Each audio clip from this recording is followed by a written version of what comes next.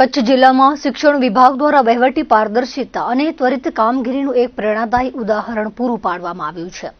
જિલ્લા શિક્ષણ અધિકારીની કચેરી દ્વારા 5 વર્ષ પૂર્વે નિમણૂક પામેલા 68 જેટલા શિક્ષણ સહાયકોને તેમની સેવાના 5 વર્ષ પૂર્ણ થતાની સાથે જ પ્રથમ દિવસે જ નિયમિત પગાર ધોરણના હુકમો એનાયત કરવામાં આવ્યા છે.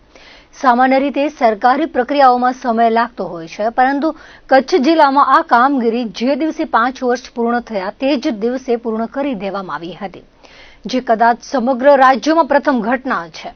જિલ્લા શિક્ષણ અધિકારીએ આ અંગે વધુ વિગતો આપતા જણાવ્યું હતું કે 7 તારીખે નિમણૂક પામેલા આ શિક્ષણ સહાયકોની સેવા 5 વર્ષે પૂર્ણ થઈ રહી હતી.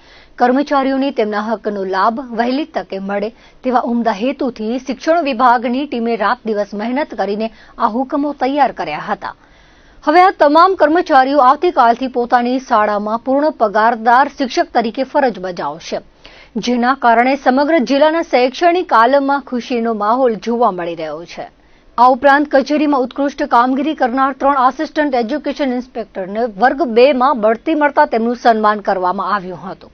ખાસ કરીને આપણો મુખ્ય કાર્યક્રમ જિલ્લા શિક્ષણ અધિકારી કચેરી દ્વારા જે 5 વર્ષ પહેલાં જે નિમણૂક પામેલા શિક્ષણ સહાયકો જેમની નિમણૂક આપણે 7 તારીખે જ આપેલી હતી અને આજ રોજ એમના 5 વર્ષ પૂર્ણ થઈ રહ્યા છે. એટલે કોઈ પણ વ્યક્તિ હોય કે જે દિવસે એના નિમણૂક પત્ર મળ્યો તો એ જ દિવસે આજે આપણે નિયમિત પગાર ધોરણે એને મળવાપાત્ર છે. એવા 70 જેટલા શિક્ષકોને આપણે આજે નિયમિત પગાર ધોરણના હુકમ આપી રહ્યા છીએ. આખા રાજ્યના અંદર કદાચ કચ્છ એવું પહેલું હશે કે જે આજ પ્રથમ જ દિવસે એને મળવાપાત્ર લાભો આપણે આપી રહ્યા છીએ. એટલે તમામે તમામ 70 જેટલા આપણા શિક્ષકો એ આવતીકાલે જ્યારે સ્કૂલમાં હાજર થશે ત્યારે શિક્ષક તરીકે હાજર થશે અને ખૂબ આનંદની લાગણી છવાયેલી છે આખા જિલ્લાના અંદર.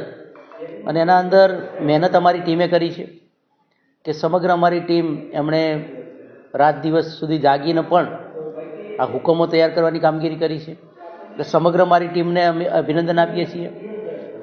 ખાસ કરીને આપણે અમારા 3 જેટલા એઈઆઈ જે વર્ગ 2 ના અંદર પ્રમોશન કચેરીના પામ્યા એનું પ્રમોશન મળ્યું છે.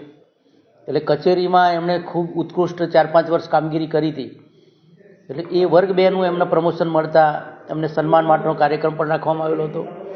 અને ખાસ કરીને ખૂબ લાંબા સમય સુધી અમારા ત્યાં એજ્યુકેશન ઇન્સ્પેક્ટર તરીકેની કામગીરી કરનાર એ મંસૂરી સાહેબને પણ અમે આજે એમનું પણ સન્માન કર્યું છે અને એ પણ પ્રિન્સિપાલ તરીકે નવી સ્કૂલના અંદર જોડાઈ રહ્યા છે. અને જે નવા બંને અમારા એઈઆઈ હાજર થયા એજ્યુકેશન ઇન્સ્પેક્ટર એમને પણ આજે આવકારવાનો અમે કાર્યક્રમ રાખેલો હતો. પરંતુ આજે નિયમિત પગાર ધોરણના અંદર જે હુકમો આપણે આપ્યા એના ફીડબેક ખૂબ સારા મળી રહ્યા છે. અને એક સુશાસન વહીવટ એ આપણે કઈ રીતે કરી શકાય એવું આપણે ઉદાહરણ કચ્છે પૂરું પાડ્યું છે.